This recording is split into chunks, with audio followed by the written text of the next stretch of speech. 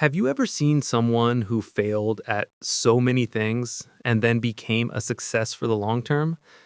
It's because they realized every dead end leads to an opportunity.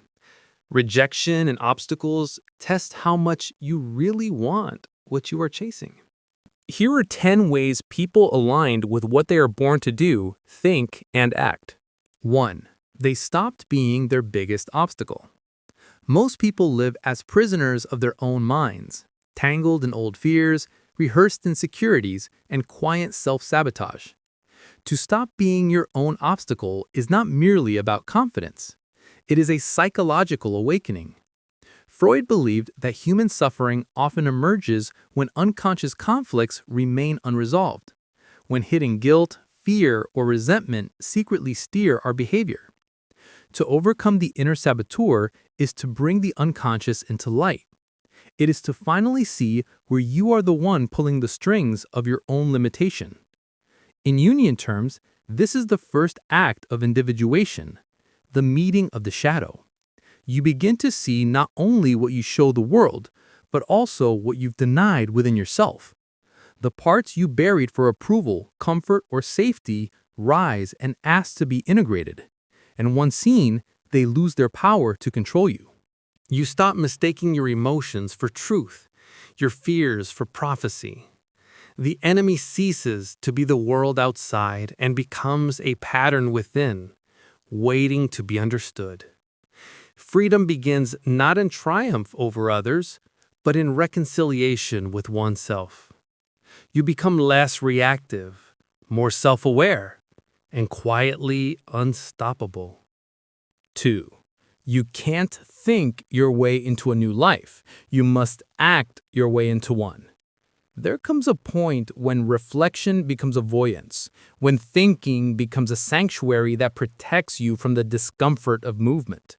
Freud wrote that insight alone does not heal. Action does. You may understand your patterns, your traumas, your tendencies, but without stepping into new behavior, the psyche simply circles the same familiar rooms. A new life cannot be theorized into existence. It must be lived into being. Adler believed that humans are defined not by what has happened to them, but by the direction they choose. His psychology was one of purpose, of forward motion. Every small act of self-directed effort strengthens what he called the creative self, the part of you that shapes your own destiny rather than inheriting it passively. Each time you follow through on your word, you expand this inner authority. Something subtle but profound happens. Your sense of I becomes sturdier, more coherent. You begin to trust yourself. 3. You become healthily obsessed with your work or contribution and sleep peacefully because of it. There is a quiet harmony that emerges when your inner world and outer actions finally align. In psychoanalytic terms, this is the moment when your ego, your instincts, and your deeper purpose stop arguing and begin cooperating. What once felt like internal conflict becomes a form of inner unity. You're no longer pulled in opposing directions because your work now expresses something essential within you. Adler believed that human beings thrive when they find a meaningful contribution, something that transcends the self yet arises from the self. When you become devoted to a craft, a mission, or a form of service, it's not obsession in the compulsive sense, it is a psychological integration. The energy that once leaked into anxiety, distraction, or self-doubt now becomes directed like a beam of light. You no longer chase validation or fear critique because the work itself feels nourishing. The results become secondary, almost incidental. You're fulfilled by the doing. 4. You feel as if a weight has been lifted. You become more present in both action and rest. There is a particular kind of heaviness that comes from living out of alignment with yourself. It is not physical weight, but psychological gravity, the pressure of unmet desires, suppressed emotions, and unresolved conflicts. Freud believed this weight often comes from the unconscious demanding expression. When you ignore your deeper needs, your psyche protests through tension, fatigue, or vague dissatisfaction. But when you begin living in accordance with your truth, this internal resistance dissolves. Lightness returns. Jung described this experience as the easing that comes when the conscious and unconscious finally cooperate. You are no longer divided. The energy once spent managing inner conflict is suddenly available for living. You become present in a way you couldn't before, grounded, aware, unhurried. Time slows. Moments sharpen. Even rest feels fuller because it is no longer laced with guilt or the feeling that you are hiding from your own life. 5. You feel purposeful, and success no longer feels empty. There is a quiet moment in a person's life when achievement stops being a way to fill a void and becomes an expression of who they really are. Freud believed that much of human striving is driven by unconscious longings, the desire to be seen, to be valued, to mend an inner wound. When success is pursued for these reasons, it often arrives hollow. The applause fades quickly and the emptiness returns. But when you begin living with genuine purpose, achievement transforms. It becomes meaningful rather than medicinal. Jung spoke of purpose not as something you choose, but as something that slowly reveals itself through your attention, your struggles, and your inner images.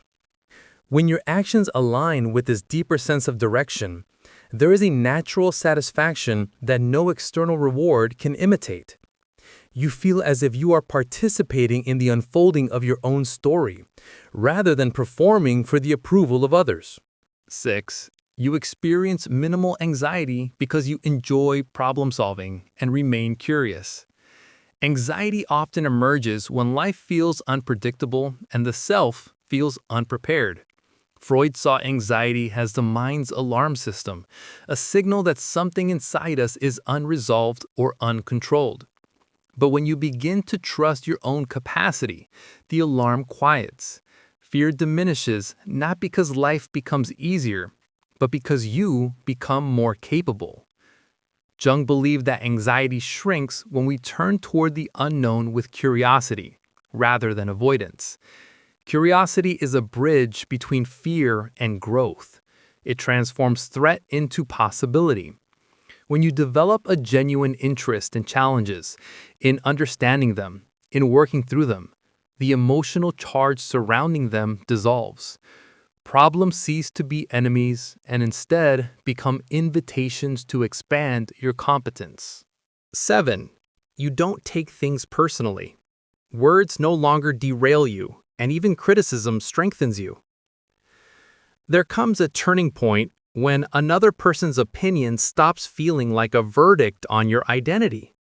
Freud believed that much of our sensitivity to criticism originates in early wounds: the child who longed for approval, the adolescent who feared rejection. When these unresolved needs run the adult psyche, every comment feels like a judgment, every disagreement a threat. But as you grow into yourself, these shadows loosen their grip. Jung described this evolution as the strengthening of the self, the inner center that observes rather than reacts. When the self becomes stable, you no longer confuse your worth with someone else's momentary perception.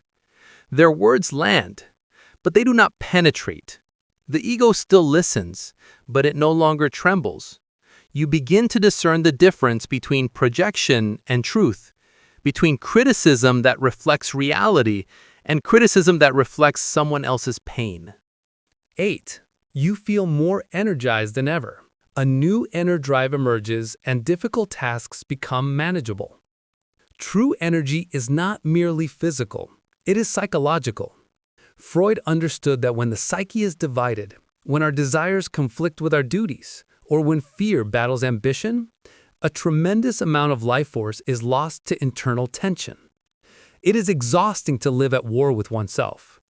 But when you begin aligning your actions with your deeper intentions, this inner conflict dissolves.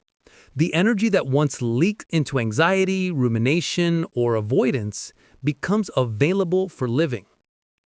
Jung believed this surge of vitality is a sign that you are moving toward individuation, toward becoming the person your inner nature has been quietly urging you to be.